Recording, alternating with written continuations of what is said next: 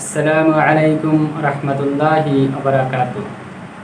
আউযু বিল্লাহি মিনাশ শাইতানির রাজীম। বিসমিল্লাহির রহমানির রহিম। নাহমাদুহু ওয়া নুসাল্লি আলা রাসূলিহিল কারীম। আম্মা বা'দ।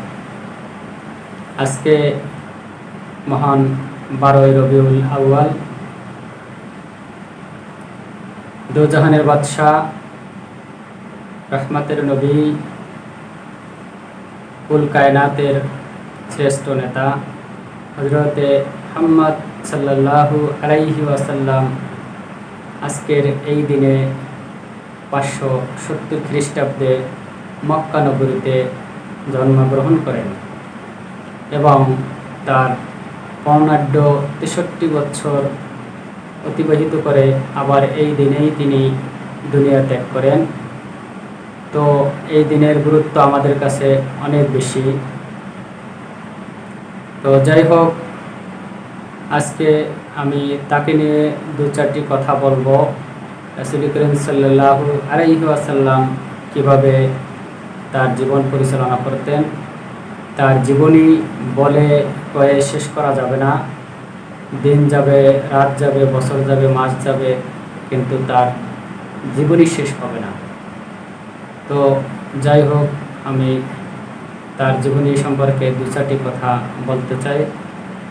আমার কথাগুলি ভালো লাগলে ভিডিওটি লাইক, কমেন্ট, শেয়ার করবেন এবং রাসূল করিম সাল্লাল্লাহু আলাইহি ওয়াসাল্লামকে যদি ভালোবেসে থাকেন আমার ভিডিওটি বেশি বেশি শেয়ার করে দেবেন। রাসূল করিম সাল্লাল্লাহু আলাইহি ওয়াসাল্লাম বেশিরভাগ চুপ থাকতেন। চুপ থাকাটা সে পছন্দ করতেন। অপ্রয়োজনীয় কোনো কথা বলতেন না। প্রয়োজন ছাড়া কোনো কথা তিনি বলতেন না। তিনি বেশিরভাগই চুপ থাকতেন। তিনি কম হাসতেন। তিনি হাসি দিলে মুচকি হাসতেন, কিন্তু হাসতেন কম, মুচকি হাসতেন।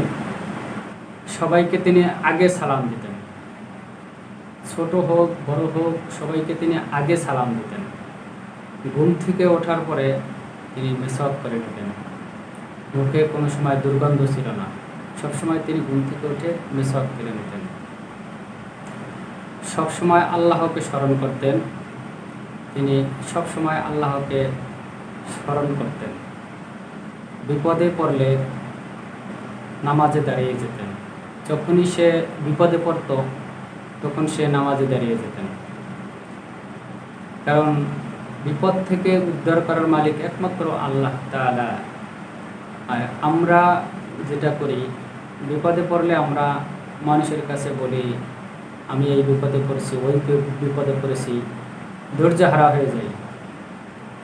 আমরা মানুষের কাছে শেয়ার করি, কিন্তু আসলে বিপদ দেয়ার মালিক, নেয়ার মালিক একমাত্র আল্লাহ তাআলা। তাই বিপদে পড়লে আল্লাহ তাআলার কাছেই শেয়ার করতে হয়।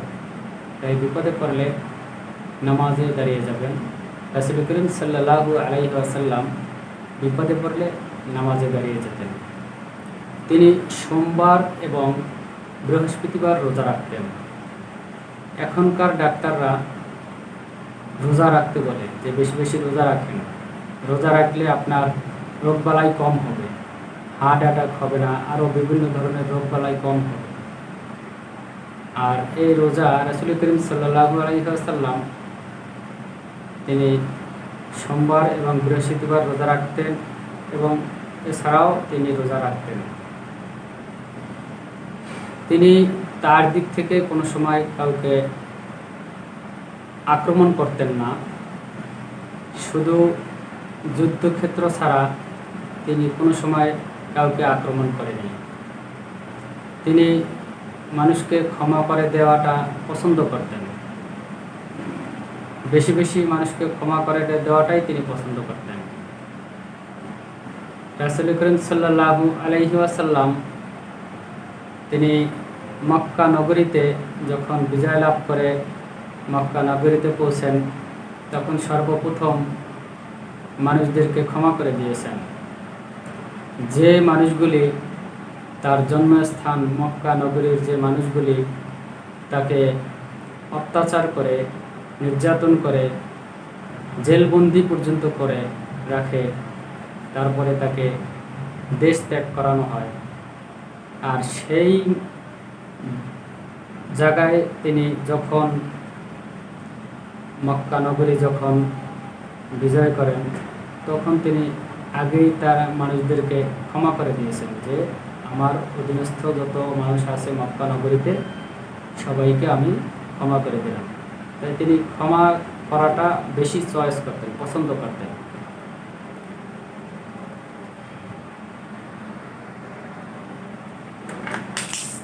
তিনি ছিলেন সৎ চরিত্রবান। তার চরিত্রের সার্টিফিকেট আল্লাহ তাআলা দিয়েছেন। তিনি সর্বদাই সৎ চরিত্রবানের অধিকারী ছিলেন। তিনি শিশুদেরকে খুব ভালোবাসতেন, স্নেহ করতেন। শিশুদেরকে বেশি বেশি ভালোবাসতেন, স্নেহ করতেন এবং তার পরিবারের সাথে তিনি কোমল আচরণ করতেন। কোনো সময় রূঢ় আচরণ পরিবারের সাথে করে নাই, কারো সাথেই করে নাই। তিনি সবসময় মিষ্টিভাষী ছিলেন, মুখে সবসময় মিষ্টিভাষী ছিলেন। তার কথাবার্তা সবসময় মধুর ছিল। কথাবার্তা কোনো সময় তিনি রূঢ় আচরণ করেননি।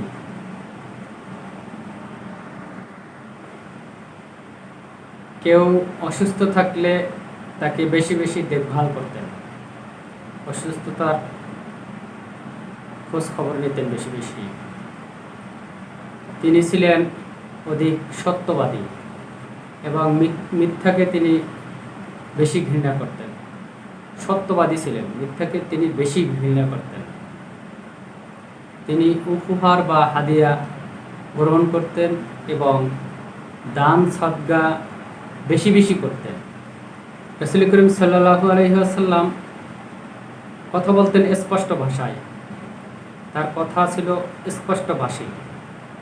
সাহাবায়ে কেরাম তারা তার কথা সহজেই বুঝতে পারত, স্পষ্ট কথা বলতেন। তিনি কোনো সময় খাদ্যে দোষ ত্রুটি ধরতেন না। আমাদের অভ্যাস হলো কেউ কিছু পাকালে আমাদের স্ত্রীরা মারা কিছু পাকালে দোষ ধরি যে এটা হয় নাই, ওটা হয় নাই, এই সমস্যা ওই সমস্যা। কিন্তু তিনি কোনো সময় খাদ্যে দোষ ধরতেন না।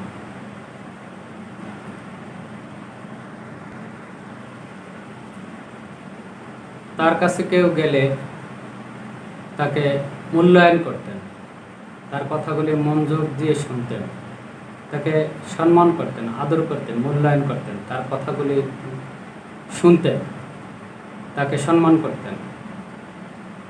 এবং রাসূল করিম সাল্লাল্লাহু আলাইহি ওয়াসাল্লাম সবসময়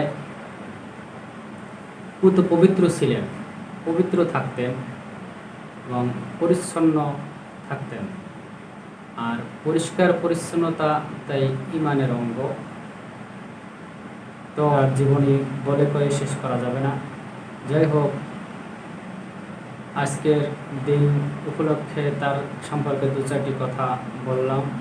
ভুল ত্রুটি হলে ক্ষমা করে দিবেন এবং ভিডিওটি বেশি বেশি শেয়ার করবেন। আজকের ভিডিওটি এ পর্যন্ত। আসসালামু আলাইকুম ওয়া রাহমাতুল্লাহি ওয়া বারাকাতুহু।